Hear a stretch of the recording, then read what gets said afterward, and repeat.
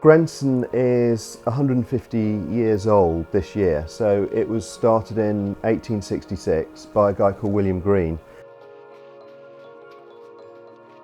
He literally started before the first factory.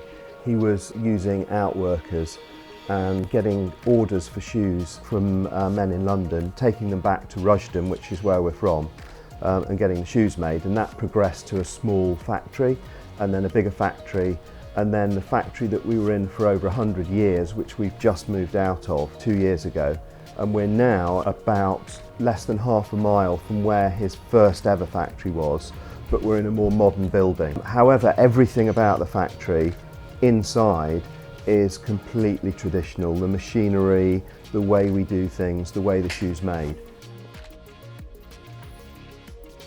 What was exciting about this is that we're in the factory almost every day, and a lot of the things we see there we're very, very used to.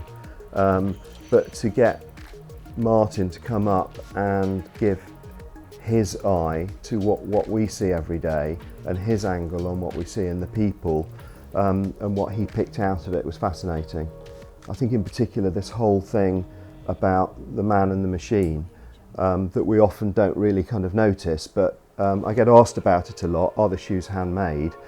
And in true shoemaking terminology, handmade is literally without machines, and there are a few people left and we still use it occasionally, but this is a proper factory setting, and this is the kind of factory that was set up in the Industrial Revolution, and we're still doing things the same way now.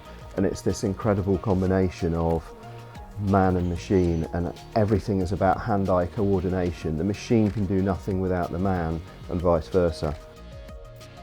You know, these people come to work every day in the same place, and they work together very closely together, and they make the place their own. It's really their second home.